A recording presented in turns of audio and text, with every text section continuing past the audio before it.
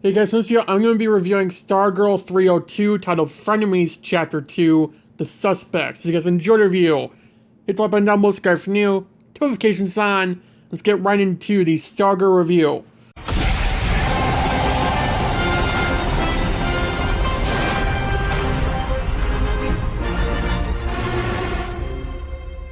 So, I'm going to jump into a later part of the episode first. I want to just talk about this right away.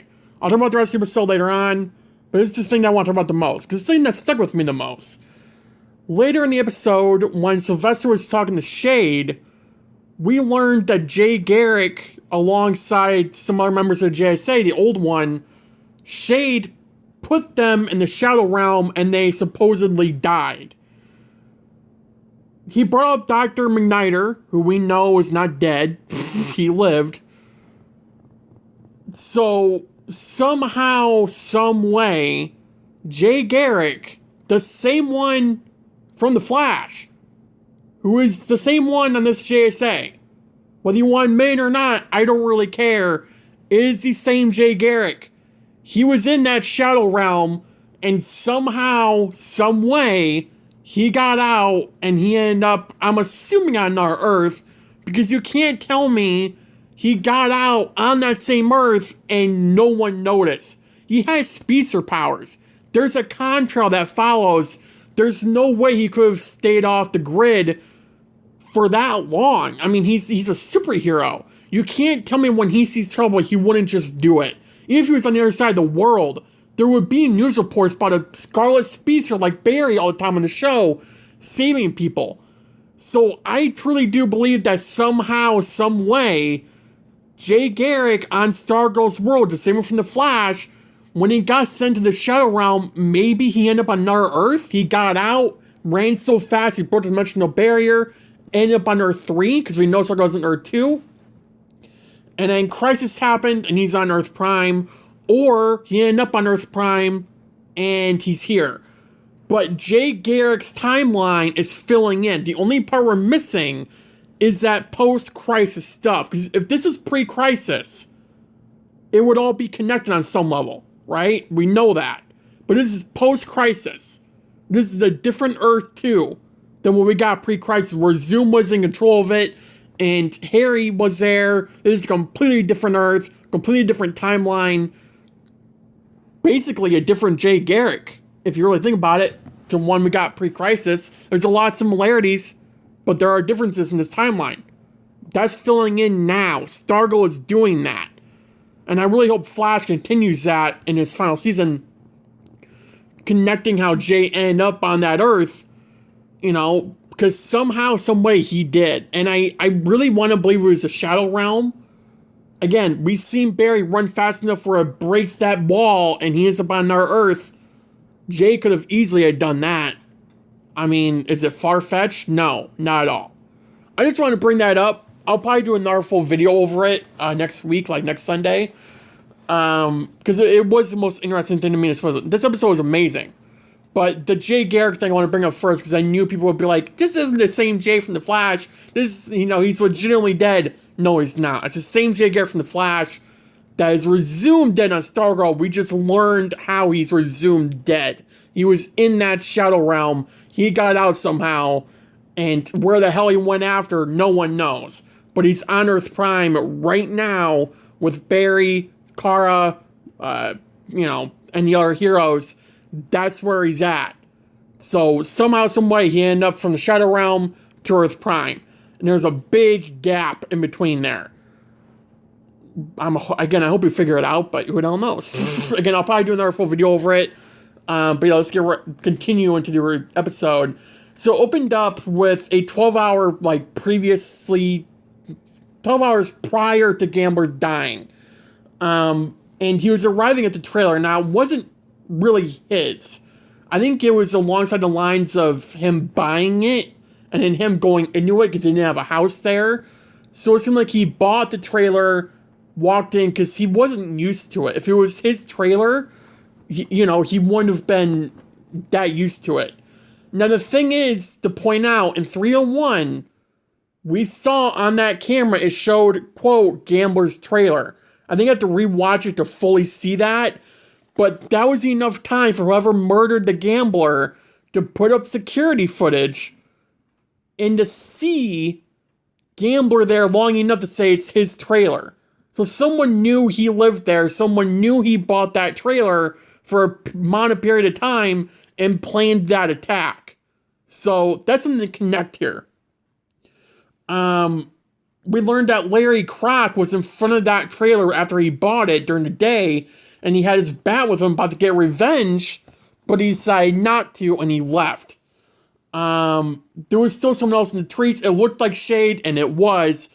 And we found out he was there to apologize and to really just make a fresh slate with the gambler. So they ended on good terms. So this was not Shade. From what it looks like, this was not Larry. Court, Pat, and Sylvester and the JSA are trying to figure out who murdered Gambler. Court trusts Cindy didn't kill him. Now, Sylvester brought up Cindy holding the gun, and Cindy said it accidentally went off when she picked it up, which I brought up in my promo breakdown. That can happen. Even when a dead person is holding a gun, the gun can still go off. So when Cindy picked up the gun, what most likely happened, like sometimes it does in real life situations, when you pick up a gun, the finger of the dead body is already on that trigger. So when she picked it up, the gun could just went off. So, it could have happened. Thankfully, no one was in that direction. Otherwise, there would have been another casualty. But that is why you pick up a gun before it accidentally goes off and kills someone on accident. Because that can happen. So, you can think Cindy did it. I don't think she did. I think this proved that she didn't. And I think Court knows what she's talking about when she talks about Cindy. So this was 100% not Shade, not Larry, and I really do believe it's not Cindy. I'm not 100% convinced, but I would really be surprised if it was. Everything seems like it's her, considering she did take a drug later in the episode, which we don't know what that drug does.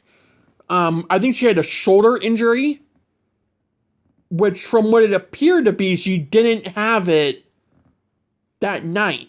She had it after the murder. So I think that drug is either A, healing her fast, or B, giving her some certain powers to keep up with the JSA. I don't know. But we need to find out what the hell that drug does to Cindy, and that will determine whether I think it's her. If it gives her super strength, most likely it's her. So Shade is at the diner, and the same waitress has been giving him tea. She gave it to him again. He said it was excellent, the perfect cup of tea, and it took her 44 attempts. It was a very hilarious scene. It was very well good. Very well good, that's English. Very well done. So that was very cool to see. And then Sylvester and Pat came to talk to Shade. And then we learned about Shade seeing the gambler and all that. And Sylvester thinks Shade threatened Gambler. And Shade said if he was going to kill Gambler, he'd say what he would say to Sylvester right now if he was going to kill him. And then Sylvester grabbed the Shade and got angry in front of all the people in the diner in Blue Valley. And Pat was trying to get Sylvester to stop, so they leave. Pat apologizes to the people in there. And Pat tells Sylvester Blue Valley is a town, and he knows it more than Sylvester does, and that these are kind people. It's a small town. Word gets around. The second Sylvester did that, it's just going to be around everywhere at this point. So Sylvester kind of understood a little bit, and he was upset himself. But then he went to Courtney's school, and she was in the middle of a test, and told Courtney it's time for her to level up and to learn more about the staff. Which, yeah, probably related to Flash. It seems like the CW might have level up now over DCTV shows. Who the hell knows? At least with Arrowverse shows. So, and you also compare it to a video game like Frogger. So, that makes you think about the Flash's level up thing on a whole nother level. So then we go to Cameron, the guy who has ice powers, that Courtney has a crush on, and they almost kissed last season, but got interrupted by Eclipso and all that. Started having a wrist, spasm, he can't paint anymore because of the new powers that's kicked in. Which I think his grandparents, right, told him? I don't think they're his parents. I think they're his I don't remember. It's been a while. Then we go to Sylvester telling Court that he wants to teach her everything the staff can do because the killer shows up. Because this is, I would say, a very strong person. I mean, the person literally destroyed the trailer. Or maybe not even a person, an animal. Because it sounded like an animal. It really did. We hear like a roar in the background. No human being can make that unless they have like an animal type power thing. So that's not how that works. But Sylvester did a shooting star move, like he powered up the staff and then flew up in the air. Courtney tried doing it, she failed because she was worried she'd fall in front of him and she was just worried. And then she tried again, actually focused on what made her happy and all that. I love the slow motion scenes they do with when Court does it, like powering up the staff, like they did in I think 110 or 111. And in this episode 2, it's very well done. It's very cool when they do that. You can hear the wind blowing, you can hear the staff brightening up, and just, Courtney, you can kind of tell what's going through Courtney's mind. We see what's in her mind, but we can kind of feel what it is.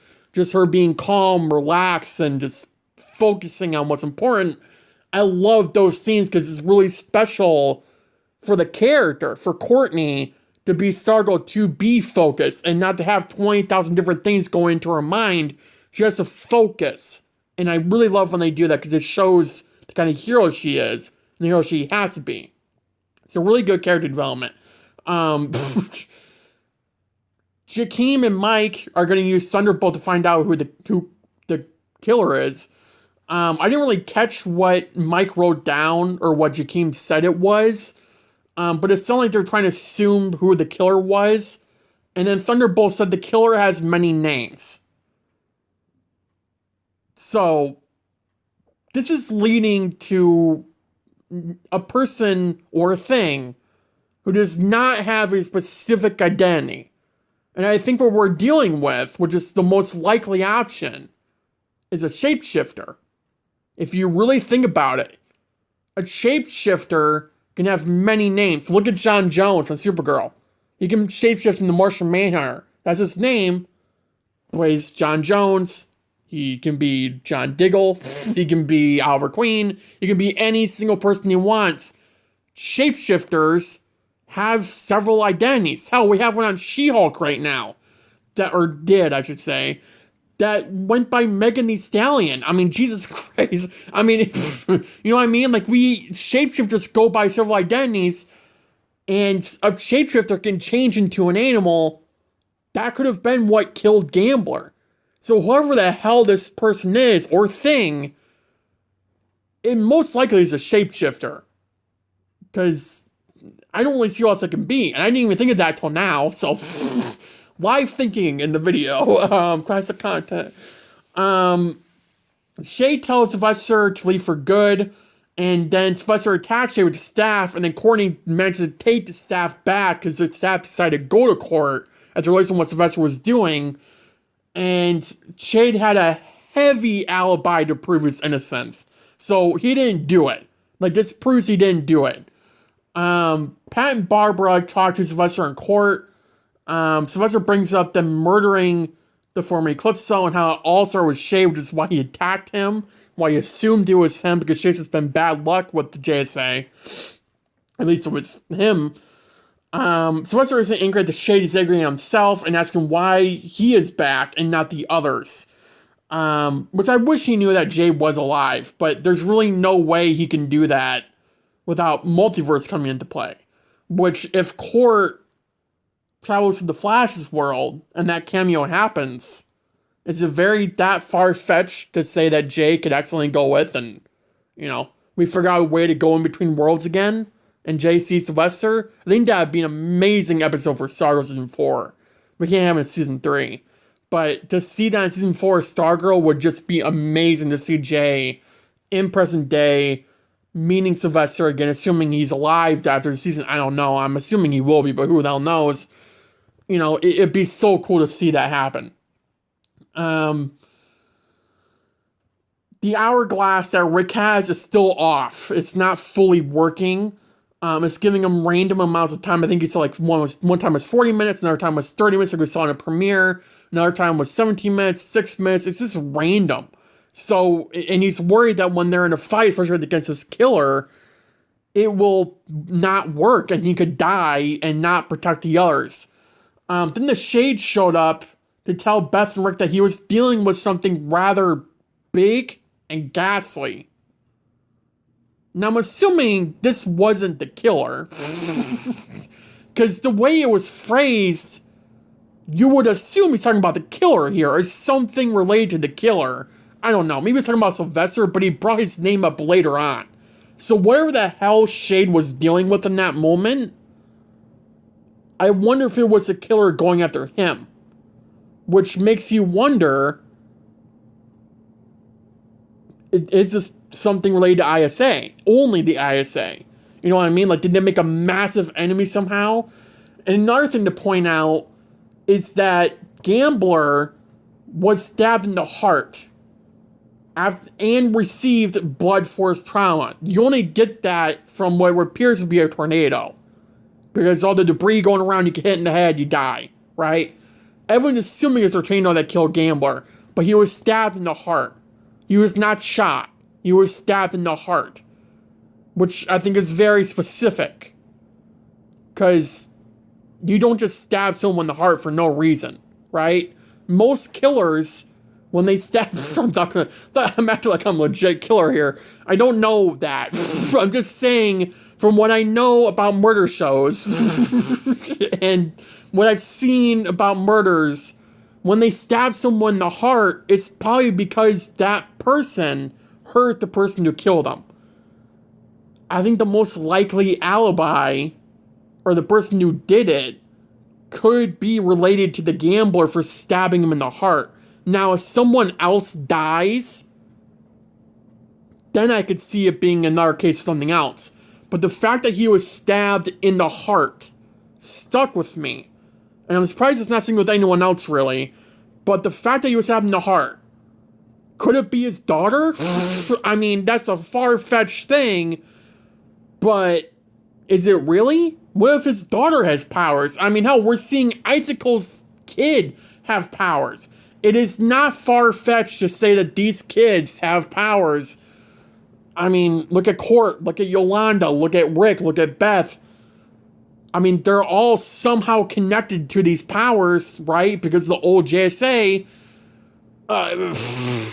what the hell? It's not far-fetched to say Gambler's daughter could have powers and realize the kind of father he was and went after him and killed him. And she has powers too, like shifting powers or something that can kill Gambler. Again, it's far-fetched, but you can't tell me that's too far for the show when they kill the kid off in their pilot. Okay? Like, no. That's not how this works. Like, this show can go beyond limits. They proved that. So, again, I don't know. But Shane left Blue Valley. He's leaving for a while. And he had that green spark when he vanished again. So I'm assuming he's going to figure that out, which sucks as being figured out off screen. I really hope it doesn't, but it'd be nice to see, you know, where that ends up. Sylvester's apologizing to his staff. It was a really cool scene. Court told Sylvester it's important for her to be both Court and Stargirl. She can't just pick one and not be the other. Pat taught her that. And so she's done the same thing to Sylvester to try to teach him, you know, this is what you gotta do to be both Starman and yourself. You know, or yourself and Sylvester. Court and Sylvester agree that Shade didn't murder Gambler. Cameron can't paint anymore. And then the ending of the episode was Paula and Larry in a gym, and Paula kicked a weight bag that you punch, like a punching bag, into the wall. So she has some kind of super strength. Because you can kick a punching bag, it will not go flying. So the number one suspect we have right now is Paula. Paula is the number one suspect. She has super strength. The only thing that doesn't add up is that roar. Unless Paula has some magical hidden roar that no one's heard before from her. It could be her. Because Paula, or, oh my god, Larry brought up that they're going to find out eventually and the episode ended there. So, it could be all connected. I really, truly would not be surprised if it was. Who the hell knows? I am very, very interested in all this. And, yeah. I'm very excited to see where it all goes. I think it was better than the premiere, to be honest. I think it was far better than the premiere. Just because there were things that caught my eye more, like the Jay Garrick thing, and learning more about Sylvester and where he's really at as his character, which I love. I mean, we're seeing a different completely take on him now than we did in the flashbacks. So I'm very happy we're getting more of him and more of his story. I'm glad we're getting Courtney using more staff, using more power. You know, and again, that's coming from Sylvester too. I really do not think Sylvester did it. I know some people were speculating he did, but, like, Sylvester does not leave that staff, right? If he was going to go kill Gambler, he would take the staff as backup in case he tried to attack him. So, there's no way that was Sylvester. It could not have been Sylvester, right? I don't see that being the case. And, I mean, it's something powerful enough to cause blunt force head trauma. I mean, that's a powerful thing, let alone something to destroy an entire trailer we're talking about. So, suspect Cindy explaining what that drug does. Paula, who has strength, who knows how much, really. But it's something going to be interesting to see who would kill Gambler. I really do think it's one of those screenlets we get more hooked on it. But the episode was literally called The Suspects. So I think these are the people we're looking into the most. And should be the people we're looking into the most. I did bring up, I was talking to people about it when the episode was live. What if it was Cameron? The person who has ice powers. I mean, he seems to be really, truly pissed off anymore. And I don't know what the connection would be to kill Gambler, let alone stab him in the heart. But I mean, we've seen Icicle create, like, spikes out of ice and try to stab someone. Hell, we've seen Frost do that on The Flash. It is not far-fetched to say Cameron could have done this. I don't think he did. I think that's way out of character for Cameron. But at the same time, we did see him throw a temper tantrum in school when he couldn't paint in our class. So, I think it's a little... We're looking at everyone right now, including Cameron, Cindy, Paula, really not Larry, and Shader is off. I don't think it's Larry. I don't think it's Shade. I think Larry will end up defending Paula at any means necessary to, you know, keep their family safe. If it is her, which I don't think it is. I don't know. But yeah. Thanks for watching the video. Have a good day. Have a good night. Stay safe. And I'll see you in the next video. Bye, guys.